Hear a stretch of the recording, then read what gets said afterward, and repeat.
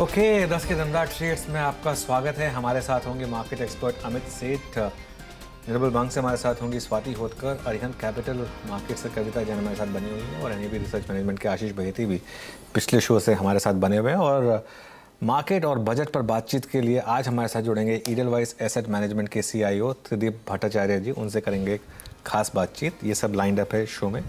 थोड़ी देर में आप ये शो देखेंगे मेरे और वीरू के साथ।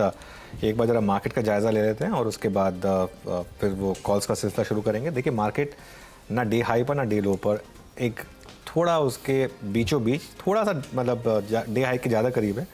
और आज मार्केट में जो हुआ है वो शॉर्ट कवरिंग हुई है काफ़ी हद तक अदानी ग्रुप स्टॉक्स में। हालांकि ऊपरी लेवल पर वो थोड़े टिके नहीं।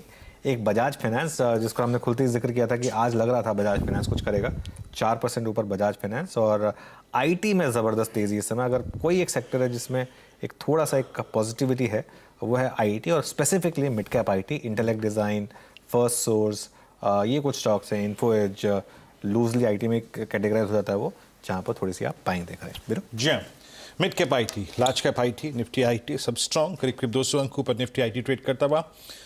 और BEL अर्निंग्स के बाद आज का सबसे बड़ा शॉक है। और PVR अगर देखें पोस्ट इवेंट, अब आपकी स्क्रीन पे करीब करीब समझ लीजिए डे लो पे ट्रेड करता हुआ। अब PVR टॉप लूजर है, याद रखिएगा। और BEL आज मैं एक बात आई थिंक जो नोट कर रहा था, एक समय काल के बाद, मतलब नवंबर 2020 जब इसका एक अपस्विंग शुरू हुआ था और फोकस ऑन लोकल में जो थी ना थीम, उसके तहत 32 रुपए का ये स्टॉक आप समझ लीजिएगा कि ट्रेड कर रहा था 113 पे ऑल टाइम हाई। आज फर्स्ट टाइम पोस्ट नवंबर 2020 इसने 200 डे एक्सपोनेंशियल विंग एवरेज तोड़ा है। पैनल आपके स्क्रीन पे है, आइए उनसे एक बार जरा व्यूज देते हैं। पहले अमित, गुड मॉर्निंग कार्यक्रम में स्वागत है आपको, और आपकी मार्केट्स पे अप्रोच और आपके दो conviction calls. Good morning Virendra ji, good morning Anuj ji. Anuj ji, पहले आपको जन्मदिन की हार्दिक शुभकामनाएं। Wishing you very happy birthday. Thank you Amit ji, thank you so much. और वीरेंद्र जी, जैसे कि हमने देखा बजट से पहले इट वाज एक्सपेक्टेड कि काफी वॉलेटाइल रहेगा स्ट्रक्चर मार्केट का। पहले हमने मॉर्निंग में देखा डाउन मूव और उसके बाद अप मूव। तो मुझे लगता है कि थोड़ा सा यहाँ पे कॉशियस रहना चाहिए। इंडेक्स को मेरी सलाह माने तो थोड़ा सा अवॉइड करना चाहिए यहाँ पे। स्टॉक स्पेसिफिक ही हमें रहना चाहिए, क्योंकि index is very news heavy with all the news that is around before the budget. Stocks की अगर बात करें तो मुझे IT सेक्टर काफी अच्छा लग रहा है, और उसमें से जो मैंने स्टॉक चूज किया दैट मिड कैप IT से, दैट इज कोफोर्ज। कोफोर्ज का जैसे कि हम सब देख रहे हैं स्ट्रक्चर काफी पॉजिटिव है। आज एक इसमें अपमूव फिर से नया बन रहा है। 3 दिन का एक ऑर्डरली पुल बैक था लो वॉल्यूम्स पे, और आज की कैंडल काफी अच्छी स्ट्रॉन्ग बुलिश है। कोफोर्ज का प्राइस 4356 का है। इसे बाय करें for a target of 4460 and a stop loss of 4290। Second stock Virendra ji जो मुझे पसंद है, that is from PSC CPSE sector. ये सेक्टर पहले भी अच्छा परफॉर्म कर रहा था, लेकिन थर्सडे फ्राइडे के फॉल में हमने देखा कि यहाँ पे एक करेक्शन आया। लेकिन इस सेक्टर के स्टॉक्स अभी भी स्ट्रांग है। तो उनमें से मुझे कोल इंडिया अच्छा लग रहा है, क्योंकि एक अच्छे रिस्क रिवॉर्ड जोन में ये ट्रेड कर रहा है। लास्ट वीक हमने देखा इसमें 230 231 के लेवल्स, और आज का जो पुल बैक आया है वो अपने शॉर्ट टर्म मूविंग एवरेजेस पे वापस सपोर्ट ले रहा है और वहीं से बाउंस कर रहा है। तो इसे बाय किया जा सकता है। पोजिशनली भी होल्ड कर सकते हैं। 225 का प्राइस है। टारगेट्स 235 के रहेंगे और स्टॉप लॉस 220 रुपए का रहेगा। ओके चलिए एक बार जरा अदानी ग्रुप के कैश स्टॉक्स वापस लेकर आइए। टोटल गैस अब इस समय 20% का लोअर फ्रीज, और ये देखिए कैश स्टॉक्स बिल्कुल नहीं चले। और इनफैक्ट अभी ये अपने हाई से करीब करीब 41% गिर चुका है वीरो। Adani total gas, Adani transmission लेकर आइए, वो भी ऑलमोस्ट लोअर फ्रीज पर है, 18% इस समय अदानी ट्रांसमिशन। ये आपकी स्क्रीन पर ट्रेड करता हुआ दिखाई देगा आपको। यहाँ पर भी अच्छी खासी करेक्शन। इनफैक्ट अदानी ग्रीन अब एक और लेकर आइए। अदानी ट्रांसमिशन अब अपने हाई से 60% गिर चुका है, और अदानी ग्रीन भी करीब करीब अपने हाई से 57% गिर चुका है, जो उनके 52 वीक हाइज हैं। यहाँ से ये स्टॉक्स में अच्छी खासी आपको डिक्लाइन देखने को मिल रही है। और विलमार और पावर में तो मेरे ख्याल से 5% का सर्किट है, तो इसके लिए वहाँ पर कोई मूव नहीं है। लेकिन हाँ, FNO वाले स्टॉक अभी भी ऊपर हैं। एंटरप्राइजेस अभी भी 6.5% ऊपर है, ऑफ हाइज है। अंबुजा अभी भी करीब करीब 5.5% 4.5% ऊपर है, लेकिन ये स्टॉक्स अभी भी मूव कर रहे हैं। चलिए अपने बाकी गेस्ट को जोड़ना शुरू करते हैं। Swati ji, good morning. स्वाति जी, आपकी trade? Happy returns of the day. Thank you. Yes. Stock specific में ट्रेड देना चाहूंगी। फर्स्ट दोनों बाय कॉल रहेंगे मेरे आज के लिए। First one is Sun Pharma. Sun Pharma में काफी स्ट्रॉन्ग पुल बैक रैली हमें नजर आ रही है। Even though the market was correcting, ये सेक्टर अभी ये पर्टिकुलर स्टॉक काफी स्ट्रेंथ अपनी इंटैक्ट रख रहा है टॉप साइड बॉटम फॉर्मेशंस में। मुझे लगता है इसमें पोटेंशियल है 1130 1130 1140 के लेवल से टेस्ट कर सकता है। तो सन फार्मा करंट लेवल पे बाय कीजिएगा, 1035 का स्टॉप लॉस प्लेस कीजिएगा और immediate target of 1140 rupees. Second by call is my on ITC. ये पर्टिकुलर काउंटर भी हम देख रहे हैं कि स्लोली एंड स्टेडीली काफी अपवर्ड मोमेंटम में चल रहा है। जो भी इंपॉर्टेंट मूविंग एवरेजेस हम लोग देखते हैं 50 100 200 में, उसके ऊपर काफी वेल सस्टेन्ड है। तो मुझे लगता है कि ऐसे मार्केट में डिफेंसिव रहना काफी इंपॉर्टेंट है। तो ये पर्टिकुलर स्टॉक मुझे लगता है अपसाइड में 360 370 के लेवल्स हमें देखने मिलेंगे। तो करंट लेवल पे बाय कीजिएगा आईटीसी। 330 का स्टॉप लॉस प्लेस कीजिए, सॉरी 340 का स्टॉप लॉस प्लेस कीजिएगा for immediate target of 370। ITC आपके स्क्रीन पे सुबह भी कर आप देखेंगे, ये राहुल जी की कॉल थी। और जहाँ तक सन फार्मा का सवाल है, और सन फार्मा आपकी स्क्रीन पे 1060 पे ट्रेड करता हुआ, याद रखिएगा not on closing basis, closing के आधार पे नहीं, लेकिन हाँ मतलब क्लोजिंग बेसिस पे, not exactly on intraday high basis पे, ये सन फार्मा का इस दौर का हाईएस्ट क्लस्टर है, हाईएस्ट क्लस्टर। और इससे पहले का जो एक ऑल टाइम हाई इसका जो है वो है करीब करीब 1185, वो 2050 के एरा की बात कर रहा हूँ मैं यहाँ पर। लास्ट वीक एक डिप आया था इस स्टॉक में सन फार्मा में, क्योंकि यहाँ पर जो टेरो के नंबर्स थे वो शायद थोड़े से वीक थे, लेकिन सीक्वेंशली टेरो के नंबर्स फिर भी ठीक थे। और आज इसने एक बहुत स्ट्रॉन्ग मूव दिया और डे हाई की ट्रैजेक्टरी में आके सन फार्मा ट्रेड करता हुआ। तो कुछ ऑड्स को पीछे छोड़ के सन फार्मा आपकी स्क्रीन पे डे हाई पर है। दो मेहमानों के ट्रेड्स हो चुके हैं, अमित सेठ जी के ट्रेड्स पूरे कर चुके हैं, हम स्वाति के ट्रेड पूरे कर चुके हैं। आशीष बहती जी, आपके दो कन्विक्शन ट्रेड्स करेंगे। वीरेंद्र जी, पहला कन्विक्शन ट्रेड रहेगा एनटीपीसी। नंबर्स के बाद एक स्ट्रॉन्ग रिएक्शन, अच्छा रिएक्शन देखने मिल रहा है, जिस हिसाब से स्टॉक अपना 20 डेमा रीगेन करके अच्छे सपोर्ट पे ट्रेड कर रहा है। हमें लगता है कि एक तेजी की तरफ ट्रेड बनाया जा सकता है। 167 का एसएल लगाना है, मुझे टारगेट्स निकल कर आ रहे हैं वो 172 तक के टारगेट्स हमें लगता है कि एनटीपीसी में आते हुए देखने मिल सकते हैं। सेकंड ट्रेड रहेगा थोड़ा सा एक काउंटर ट्रेड है बिरला सॉफ्ट में। एक स्टॉक जरूर 20 डेमा के नीचे है, जिस हिसाब से मिड कैप आईटी में एक रैली देखने मिल रही है, एक बहुत ज्यादा बीटन डाउन स्टॉक है बिरला सॉफ्ट। हमें लगता है कि पुल बैक ट्रेड यहाँ पे ट्रेड किया जा सकता है। सो 288 का एक स्टॉप लॉस लगाकर खरीदारी की सलाह रहेगी और target of 305। Okay, Birla soft तो मिड कैप आईटी में अभी भी इस समय बाइंग क्लियरली चल रही है और यहाँ पर एक क्लियरली बाइंग इंटरेस्ट। कुछ और स्टॉक्स देख लेते हैं इस समय। एक बार बीएल लेकर आइए वीरू, आज का mini accident of the day. Accident क्योंकि परिभाषा थोड़ी डिक्शन ने चेंज कर दी थी हमारी, तो वरना एक्सीडेंट ही माना जाता है, लेकिन mini accident of the day करीब करीब 5% इस समय नीचे। कविता जी, एक इस पर बीएल पर व्यू दीजिए और आपकी इस समय की कोई trade. So Anuj ji, BL is like 90 के लेवल्स पर है फिलहाल। एग्जैक्टली 50 डेमा पर ट्रेल कर रहा है, 50 वेमा पर ट्रेल करते हुए दिख रही है।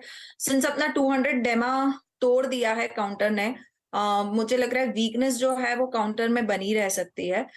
90 के लेवल्स पर है, पॉसिबल है कि काउंटर हमें थोड़ा और स्किट होता हुआ दिखे टिल द लेवल ऑफ 86 87 के लेवल्स की तरफ। सो 200 डेमा टूटा है, मुझे लगता है यहाँ पर वीकनेस रहेगी। स्टॉप लॉस स्ट्रिक्टली मेंटेन करना चाहिए 93 के लेवल्स को, जब तक ये दोबारा रीगेन नहीं करता है यहाँ पर वीकनेस बनी रह सकती है। अपार्ट जो अभी के मुझे ट्रेड्स लगते हैं, लाइक आईटी में एक अच्छा स्ट्रेंथ बनी हुई है, जहां अमित जी ऑलरेडी डिस्कस किए। कोफोर्ज मेरा भी एक बाय ट्रेड था, वहां एक बहुत ब्यूटीफुल डबल बॉटम फॉर्मेशन बनता हुआ दिख रहा है और on a daily chart cup and handle definitely बना है। 38% रिट्रेसमेंट से इसने पुल बैक लिया। सो 4450 4470 के लेवल्स के लिए कोफोर्ज एक अच्छा ट्रेड डेफिनेटली होगा। स्टॉप लॉस जो मेंटेन करना चाहिए वो 4340 का होना चाहिए। अपार्ट जो स्ट्रेंथ कुछ लग रहा है काउंटर्स ने, वहां फर्टिलाइजर्स में GNFC is looking good to me. 541 के लेवल्स पर है, 2.5% काउंटर ऑलरेडी ऊपर है। 500 बाय ऑन डिप्स लाइक 534 के डिक्लाइन तक आप इस काउंटर को बाय कर सकते हैं। 530 का स्टॉप लॉस मेंटेन करना चाहिए। अपसाइड मुझे लगता है 555 560 के लेवल्स के लिए GNFC will be the another trade. इस बीच एक बार टेक चेक लेते हैं, थोड़ा सा आईटी स्टॉक्स पे व्यू लेते हैं, लेकिन मैं एक टेक चेक इंडसइंड बैंक पे लेना चाहूँगा। उससे पहले आशीष बहती जी एक बार इंडसइंड बैंक को देखिएगा। अब जिसने भी शॉर्ट किया शुक्रवार को या फिर आज मॉर्निंग में भी शॉर्ट किया, वो एक ट्रेड ग्रिप में है उसके। ये price exactly 200 day exponential moving average है। मुझे याद आता है अच्छी तरीके से कि ये मिड ऑफ CY22 में इसने रीगेन किया था और आज एक बड़ा क्रिटिकल एवरेज टूटा है। आपका व्यू क्या है इंडसइंड बैंक पे इस वक्त? विनीत जी, जिस हिसाब का वोलेटिलिटी बना हुआ है बैंक निफ्टी में और बैंकिंग के सारे स्टॉक्स में, हमें लगता है कि एक बार थोड़ा सा अवॉइड करना चाहिए, स्पेसिफिकली इंडसइंड, क्योंकि एक शार्प रिकवरी भी हमेशा इसमें देखने मिलती है। यहाँ पे करंट लेवल पे रिस्क रिवॉर्ड फेवरेबल नहीं है फ्रेश शॉर्ट्स इनिशिएट करने के। जिनके पास भी शॉर्ट है जरूर बने रहे। हमें लगता है कि जो प्राइस डैमेज है इवन 1070 तक जा सकता है, बट फ्रेश शॉर्ट्स की सलाह नहीं रहेगी। करंट लेवल पे कोई पुल बैक आता है तो जरूर एक बार शॉर्टिंग के लिए व्यू लिया जा सकता है।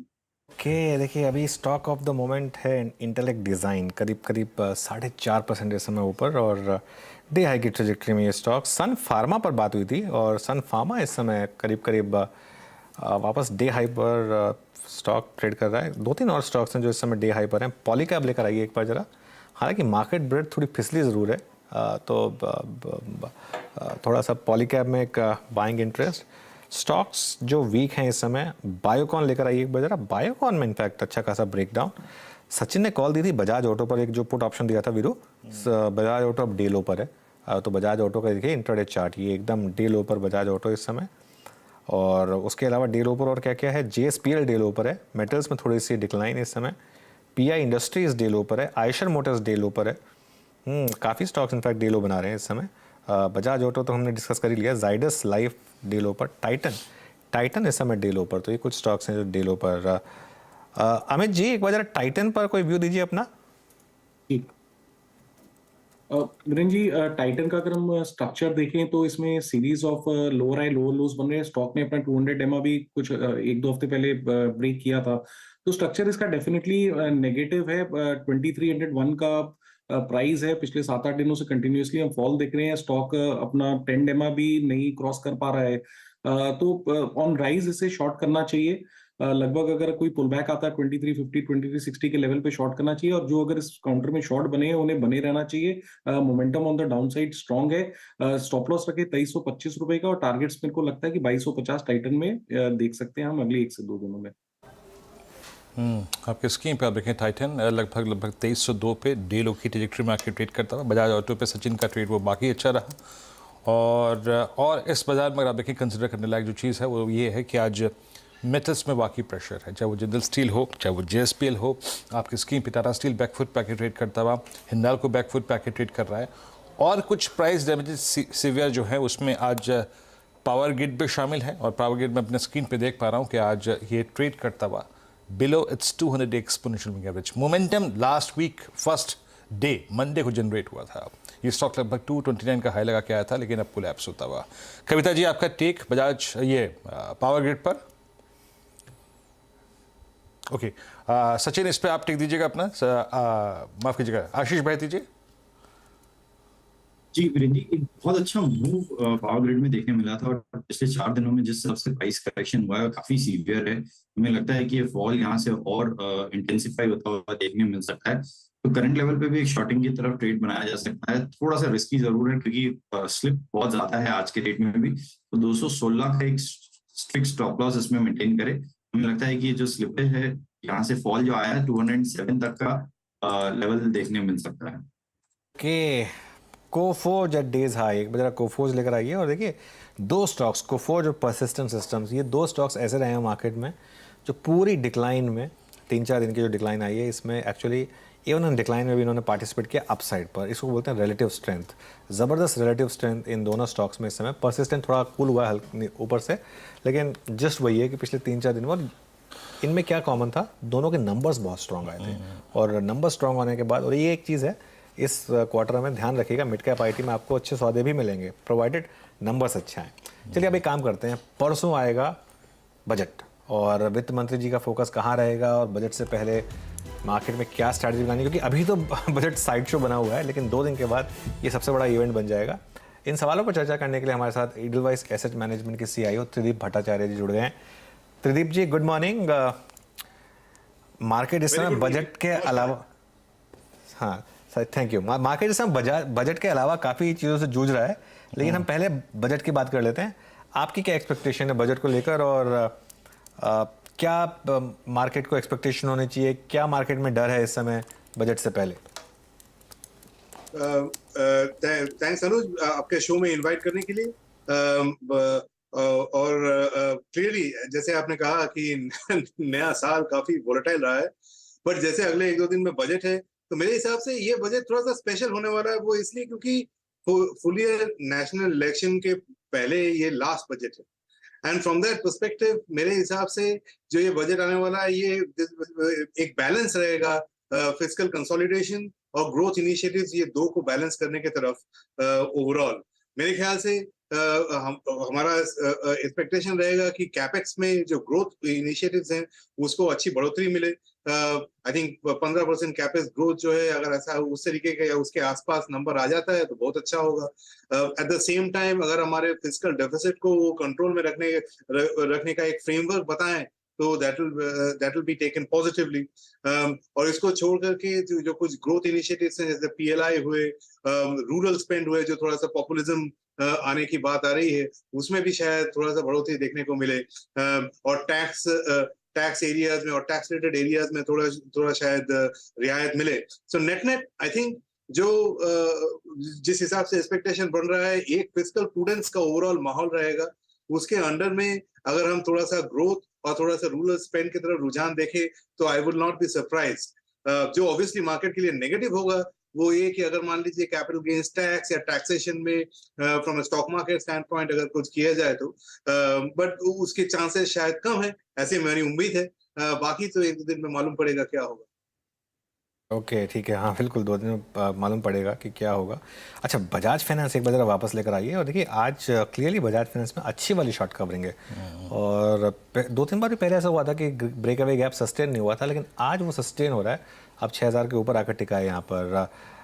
त्रिदीप जी, बैंकों ने काफ़ी अंडर परफॉर्म किया है पिछले 1 महीने में, ये यहाँ पर क्या डर है, और यहाँ पर आपका क्या व्यू है?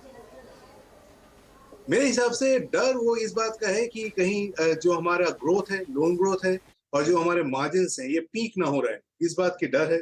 और दूसरी बात ये कि पिछले 2-3 महीनों में बैंक्स ने अच्छी शेयर प्राइस परफॉर्मेंस भी दी है, कुछ प्रॉफिट बुकिंग भी देखने को मिला है, ये डर है। पर मेरे हिसाब से ये ज्यादा डर है बनिस्बत की एक्चुअल रियलिटी। अगले अगर 2-3 साल थोड़ा सा मीडियम टर्म व्यू ले तो मेरे हिसाब से जो बैंकिंग सेक्टर की क्लीनलीनेस है आज के डेट में asset quality point of view से, वो काफी अच्छी है। दूसरी, जो हमारे कॉर्पोरेट्स हैं उन्होंने काफी हद तक डीलेवरेजिंग कर रखी है, इसलिए इसके आगे लेंडिंग बढ़ने की संभावनाएं ज्यादा है। सो एक सस्टेनेबल लेवल ऑफ ग्रोथ के आसपास शायद हम जाएंगे आगे। पिछले 3 से 6 महीने में हमने 16-17% क्रेडिट ग्रोथ देखा, वो शायद घट के 13 से 14 हो, क्योंकि बेस जैसे जैसे अपना बढ़ेगा, लेकिन फिर भी 13 से 14% क्रेडिट ग्रोथ इंडियन इकोनॉमी के लिए काफी बेहतर होगा। सो कहने का मतलब ये है ऑन नेट बैलेंस कि अगर आप 1 से 2 साल पॉइंट ऑफ व्यू की तरफ से सोचें तो बैंक्स के शेयर्स मेरे हिसाब से लेंडिंग फाइनेंस जिसको हम कहते हैं वो अच्छे लग रहे हैं, थोड़ा सा करेक्शन के बाद थोड़ा पहले से और बेहतर लग रहे हैं। तो ये सेक्टर में I would be a buy on declines.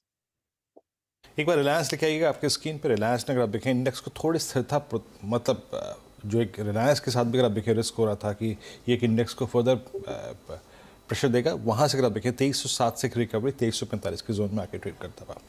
अच्छा त्रिदीप जी, मैं एक और स्पेस के बारे में पूछना चाह रहा था आपसे। अमूमन बैंकों पे अगर आप देखें हम चर्चा कर रहे थे, आईटी पे चर्चा कर रहे थे, रेट सेंसिटिव्स 2023 में जब रेट सब्सटेंशियली हाई हैं, आई मीन आपकी EMIs, हाउसिंग लोन की EMIs काफ़ी अगर आप देखें ऊपर आ चुकी हैं, रियल स्टेट को कैसे पुश देंगे इस बजट में वित्त मंत्री जी?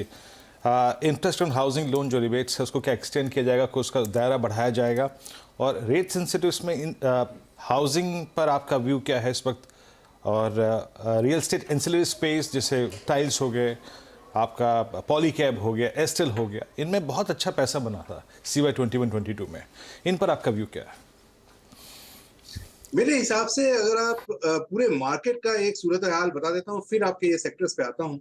सो पूरे अगर मार्केट में 2023 में हम देखें तो पहले हाफ में शायद थोड़े से ग्लोबली और इंडिया में भी जो रेट पिछले 6 महीने में बढ़े हैं उनका इम्पैक्ट देखने को मिलेगा। सो ग्रोथ रेट थोड़े से स्लो डाउन होंगे और towards the back half of the year वापस जो फंडामेंटल डिमांड कैरेक्टरिस्टिक्स है उसको मद्देनजर रखते हुए डिमांड में पिकअप देखने को मिलेगी। तो from a very short term perspective ये सारे सेक्टर्स में जो आपने रेट सेंसिटिव करे उसमें थोड़ा बहुत स्लो डाउन देखने को मिले अगले पहले 6 महीने में, बट ये उसका इम्पैक्ट होगा क्योंकि पिछले 6 महीने में हमने काफी ज्यादा 400 to 500 basis point improvement in और इंक्रीज इन इंटरेस्ट रेट देखा है ग्लोबली और इंडिया में भी काफी हद तक हमने देखा है, उसका इम्पैक्ट होगा। पर मेरे हिसाब से consumers as well as some of the real estate sector जैसे आपने कहा ये इनको एब्जॉर्ब कर लेंगे और उसके बावजूद तेजी बरकरार रहेगी from a medium term stand point. तो मेरे हिसाब से नियर टर्म में वोलेटिलिटी बनी रहेगी, इसमें थोड़ा केयरफुल रहने की जरूरत है, not just in rate sensitive but overall market point of view से। बट अगर आप ग्रेजुअली पोजिशन को बढ़ाते हैं पहले 6 महीने को ध्यान में रखते हुए तो उसके आगे मेरे ख्याल में back half of the year और 2024 के फर्स्ट हाफ जब तक कि हमारा इलेक्शन हो तब तक के लिए आपको एक अच्छा मार्केट में बढ़ोतरी देखने को मिलेगा even in these sectors that you mention. Real estate incident अगर आप देखें इसमें एक स्ट्रॉन्ग मूव की अपेक्षा और एंटी स्टेबिलिटी मिलेगी। अच्छा प्रदीप जी, अगर थोड़ा सा हाल के इश्यूज और सिर्फ अगर आप देखें मैं एसीसी और अंबुजा के आज के या फिर शुक्रवार के इवेंट को हटा दूँ थोड़ा सा, सिर्फ सीमेंट की core demand pricing capacity utilisation इन पर फोकस करते हुए इस बार आपने अल्ट्राटेक सीमेंट के नंबर्स देखे होंगे। एक स्विंग तो अच्छा आया था सीमेंट में in mid of I think CY22 because of I think M and A activities, लेकिन सिर्फ कोर बिजनेस फ्रंट पे आपको सीमेंट लग कैसा रहा है इस वक्त? आप कहते हैं इंफ्रास्ट्रक्चर बहुत स्ट्रांग है, सरकार का इंफ्रास्ट्रक्चर पे काफ़ी जोर रहेगा, तो सीमेंट क्या करेगा? ऐसे में 23 में सीमेंट की थीम क्या पैसा बना के देगी? मेरे हिसाब से अगर आप ओवरऑल इंफ्रास्ट्रक्चर का थीम स्ट्रांग रहेगा लेकिन सीमेंट में जो डायनामिक्स है वो थोड़े से चेंज हो रहे हैं। वो इसलिए क्योंकि एक नया प्लेयर नहीं कहूंगा कि मतलब एक मीनिंगफुली इंपॉर्टेंट प्लेयर बन के सामने आ रहा है, वो काफी सारा कैपेसिटी लगा रहा है और जबकि कोई नया प्लेयर आता है कैपेसिटी लगाता है तो उसमें प्राइसिंग और वॉल्यूम डायनामिक्स उस सेक्टर के कुछ समय के लिए हिल जाता है। सो इसको थोड़ा समझने की जरूरत है। ये थोड़ा सेक्टर स्पेसिफिक सीमेंट है, सीमेंट स्पेसिफिक इशू है rather than infrastructure specific issue. So इस सेक्टर में जो लीडर्स हैं जैसे कुछ वो शायद आगे अगले 2-3 साल में बेहतर करें, बट जनरली कंसोलिडेशन में देखा गया है कि सेक्टर में थोड़ी बहुत उथल पुथल बनी रहती है जो आपको रिसेंटली देखने को मिला है। बट फंडामेंटली अगर आप इंफ्रास्ट्रक्चर खेलने चाहें तो कंपनी जो थोड़ा बहुत डिफेंस से ताल्लुक रखती हो, जो इन जनरल रोड्स कंस्ट्रक्शन इस एरिया में हो, पर्टिकुलरली ऑटोमेशन साइड में हो, ये सारे सेगमेंट्स और पार्ट ऑफ इंफ्रास्ट्रक्चर में मेरे हिसाब से अच्छी तेजी बरकरार रहेगी अगले 12 से 15 महीने। ओके, चलिए एक बार वो स्टॉक रिविजिट करता हूँ एक बजाज ऑटो का, और एक बार जरा वो जो सचिन ने जो पुट ऑप्शन दिया था वो वाली कॉल एक बार वापस लेकर आते हैं। मेरे ख्याल से वो टारगेट के काफ़ी करीब होगी। वो जो उन्होंने टारगेट दिया था उस समय 4000 का जो पुट ऑप्शन उन्होंने लिया था, मेरे ख्याल से 132 पर उन्होंने रेकमेंड किया था ये पुट ऑप्शन, और अगर मैं ठीक देख पा रहा हूँ तो करीब करीब 160 के करीब इस समय वो पुट ऑप्शन ट्रेड कर रहा है 167 ना, और मेरे ख्याल से 168 के करीब का ही उनका शायद टारगेट था।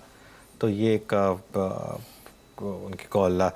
त्रिदीप जी, ऑटोज़ में क्या व्यू है आपका? क्योंकि पिछले साल एक बड़ी रैली आई ऑटोज़ में, क्योंकि कमोडिटीज़ में एक बड़ी डिक्लाइन आई थी, उसका एक क्लियर इम्पैक्ट देखने को मिला हमको, लेकिन अब कमोडिटीज़ में वापस रैली आ रही है और ऑटो स्टॉक्स अभी भी उतने गिरे नहीं हैं, लेकिन यहाँ पर क्या व्यू है आपका? मेरा हमारे एडवाइस हमारा सेक्टर व्यू इसमें न्यूट्रल है, और इसमें हम कहने का मतलब ये हम ओवरवेट पॉइंट ऑफ व्यू से आ रहे हैं, अभी थोड़ा न्यूट्रल इनको की तरफ से देखते हैं। इसके 2-3 कारण वो ये हैं कि इसका जो पेंट अप डिमांड देख लें, या फिर लो बेस इम्पैक्ट देख लें, या फिर लो इंटरेस्ट रेट का बेनिफिट देख लें, ये 3 के मद्देनजर रखते हुए पिछले 1 साल माने FY23 में जो इसका ग्रोथ रहा है वो काफी सुपरलेटिव रहा है। उसके कंपैरिजन में जब हम FY24 देखते हैं तो ग्रोथ थोड़ी सी शायद नॉर्मलाइज होने का रुझान है। मार्जिन स्ट्रक्चर थोड़ा सा, जैसे आप कह रहे हैं, कमोडिटी प्राइसेस डिपेंडेंट रहेंगी क्योंकि जो लो हैंगिंग फ्रूट थे वो कैप्चर हो चुके हैं। तो इसलिए यहाँ पे हम लोग को थोड़ा सा सिलेक्टिव रहने की दरकार है, और हम सिलेक्टिवली कंपनीज में बेट कर रहे हैं। पर ओवरऑल एज ए सेक्टर जो पहले हम कभी ओवरवेट हुआ करते थे, यहाँ पे आज के डेट में हम थोड़ा न्यूट्रल है, सो थोड़ा सा वेट कम हुआ। अच्छा त्रिदीप जी, आईटी पे अब फुल व्यू क्या कहता है आपका? हम ही दिक्कत में चल रहे हैं। बाकी अगर आप देखें यूएस तो स्ट्रांग है, नेस्डैक की प्राइस परफॉर्मेंस काफ़ी स्ट्रांग है और आप मोर और लेस पूरी मिड कैप आईटी के, फ्रंटलाइन आईटी के नंबर्स दिख चुके हैं। जिस प्रकार के नंबर्स रहे इन सूरत हाल में, और जो आउटलुक अगर आप देखें जो कंपनियां मुहैया कराती हैं उनका आउटलुक दिखा भी आपने। कुछ कंपनियों ने इन नंबर से पहले ही प्रिपेयर करना शुरू कर दिया था, फॉर इंस्टेंस एचसीएल टेक्नोलॉजीज। अब आपको इस प्राइस पर कितना रिवॉर्ड नजर आ रहा है और कितना रिस्क?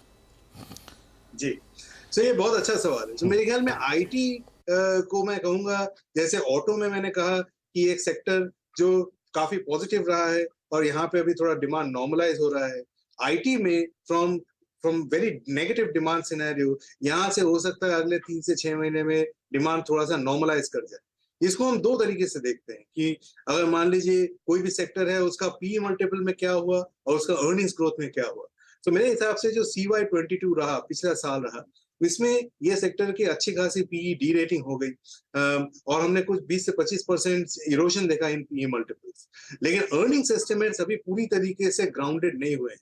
तो मेरे ख्याल में पहले 3 से 4 महीने में ये साल के ये अर्निंग्स एस्टिमेट का जो बॉटम आउट होने का प्रक्रिया है ये खत्म हो जाएगा। उसके बाद मेरे हिसाब से ये सेक्टर इन्वेस्टमेंट के लिए बेहतर होगा।